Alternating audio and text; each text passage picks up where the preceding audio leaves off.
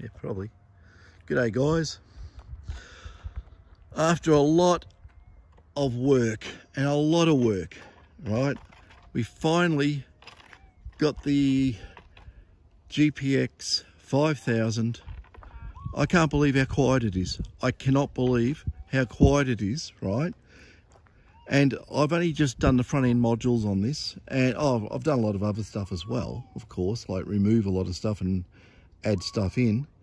And we're running around for it at the moment. We got the gain on this on 20. It's maxed out on 20. It's got none of our stuff in it except for the front end modules, right? And even on a gain of 20, this thing is just dead quiet. I've got no external microphones and stuff, so you know, we're just using our LT booster on it and a little clip-on speaker. So you know, we make it all cordless, and one of our small batteries as well sitting there. And yeah, basically self-contained. You don't have to be tethered to the detector. We got a double. It's in double D, isn't it? Double D at the moment. Yes. Yeah, we're running it in double D for the fun. We've run it in mono, run it in standard timings, fine gold, enhance. It just doesn't care less. It really pings quite nicely. We've got our test stick somewhere. Oh, Dave's got it in his hand. That's, yeah, just make sure that glue's getting loose on that, to make sure the little bits of gold don't fall off. Yeah. But so there's no variable frequency, nothing, and they can pick up the 0.05. Quiet. It's so quiet, I don't even know if you can hear it. And where's the speaker on top there? Where's the speaker on this down the bottom? There you go.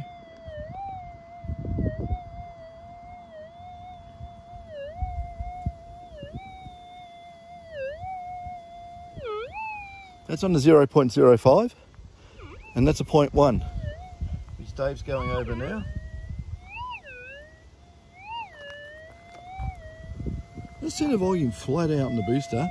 Okay, that's a that's the booster full.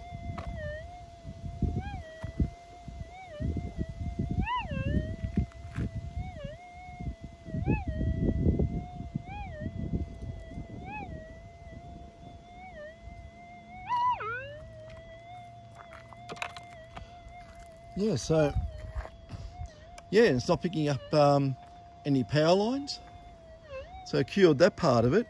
Got rid of a lot of the intermodulation problems that reside inside these detectors, which actually mix with interference and cause noise.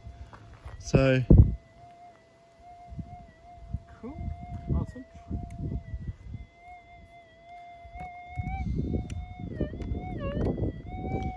The button doesn't work on the handle on that for some reason. I think the cable's broken on it.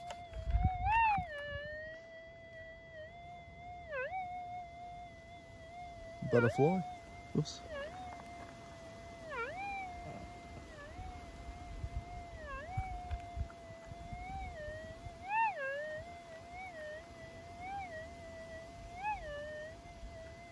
Excellent. Yeah, I think the batteries might be a little bit flat in that booster. It's distorting a little bit. That's always the way. But we're running it on a gain of 20. It's all factory default standard, except we got the gain up on 20, because we're actually trying to reduce noise, like reducing noise and actually getting more signal. I'll try and cup my hand near the microphone, try and get some sound into this thing.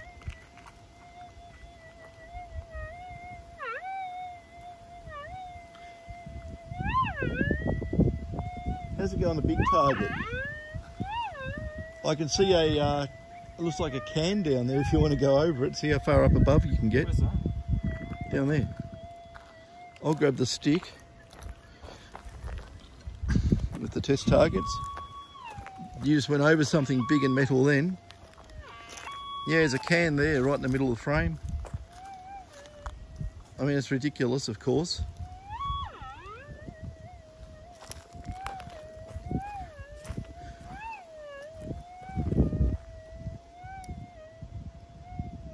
Are you normal? That is. That's normal now, okay. It'll power on normal and stuff like that. Can't get over how well it is behaving.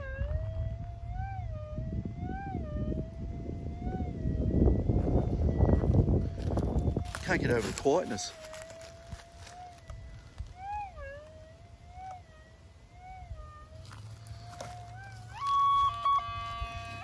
Probably a lot of junk around here because it's a low point. Yeah. I think if you have a look at the ground here, this is the remains of Canadian lead. That there's all the dig outs and the races and everything around here, which they have turned into a BMX track. Right, so all the little darlings come here and throw all their rubbish everywhere, but the place is just absolutely loaded with quartz.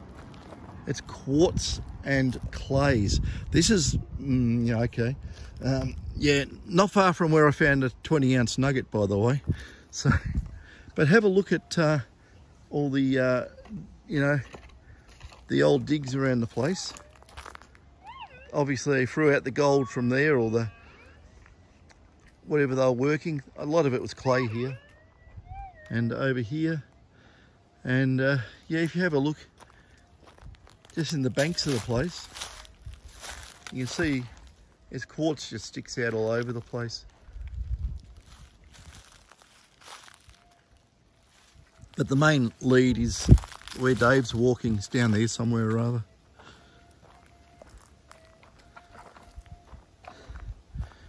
Anyway, what do you think of all my hard work on this detector? Nice and quiet.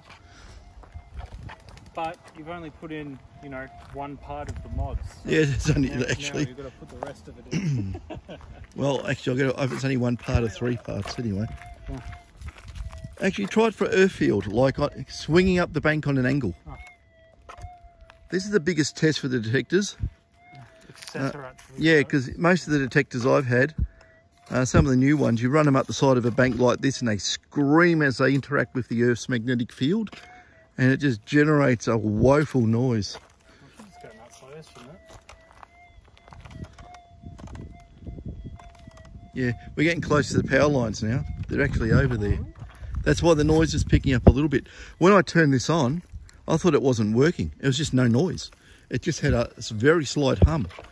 And I'm going, oh God, what's wrong? And no, it was working fine.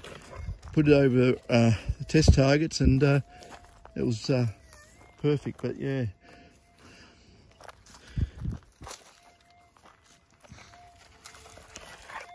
Excellent.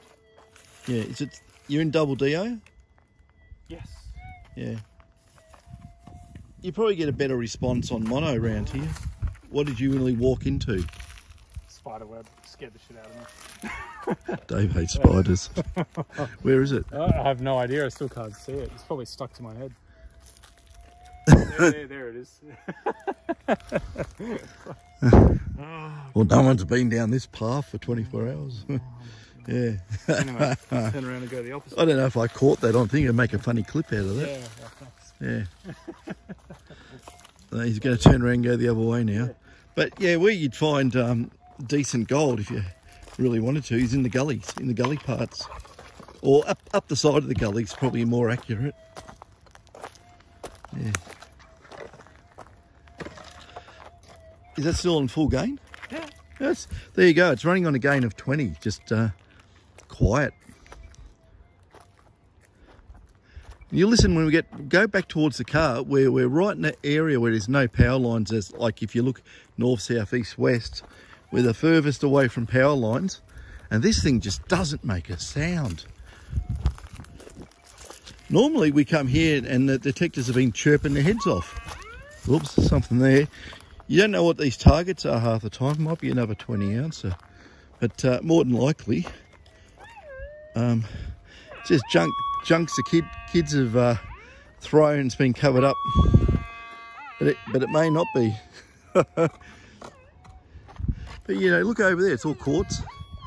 It's a big run of quartz. I took a fellow out over in that direction there, and we were looking for some gold. He just wanted to know how his upgrades worked and that.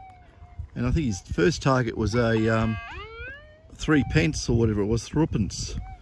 An old threepence. So, that's all right. Silver. There's a lot of junk here because you're on the main BMX run. It's probably bits of BMX bike and all the rest. It's wonderfully smooth. Yeah, see? Everywhere you go here will be junk. Get over there in the courts and you'll get away from all the man-made rubbish.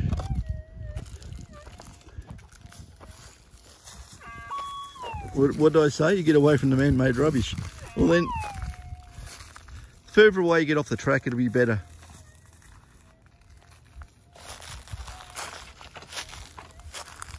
I'm just looking out for long brown things. Or black things, or whatever. It's a nice warm day, so they might be out and about, but I've never seen any here, but you never know.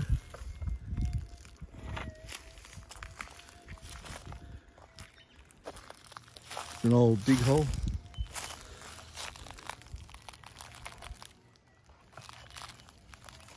You look around here and it just looks like parts of it have been surfaced, but it couldn't be because that you got a miner's hole there.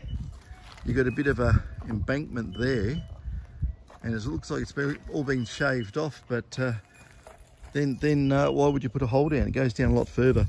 A lot of this area, not exactly here, but further east from here, usually the clay is about 20 to 40 feet in depth, and one of the biggest nuggets from around here, I think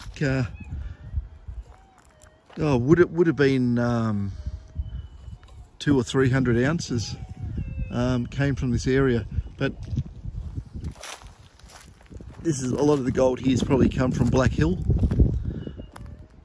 which is north, and also a lot of it's probably come from what they call the White Ranges, which is Sovereign Hill territory. But to get here it has to cross a couple of creeks, and where one of the creeks intersects near Sovereign Hill on Ellsworth Street, they said that in the 1850s, when they dug down past one of the basalt layers, it was a couple of hundred weight per shovel, and they called that the jeweller's shop.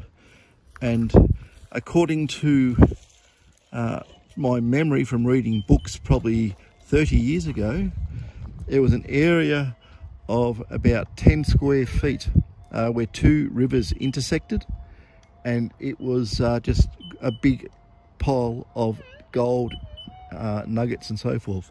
Anyway, got to keep a look on the time, because what's the time? 5 past. Okay, I've got to get going because I've got to go do school runs. But yeah, it's a good little area to go detecting here. A lot of people don't come here because of all the junk. That is a good thing.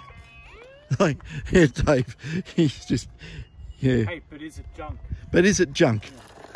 No, is it, look, there's cans there, but behind me, further in, and that over there, oh, this goes for quite a distance. It ends up running right beside Canadian Forest.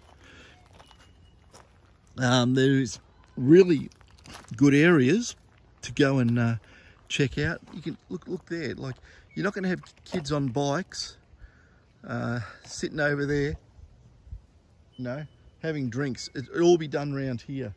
It's where they get dropped off and hang around, just around this area here.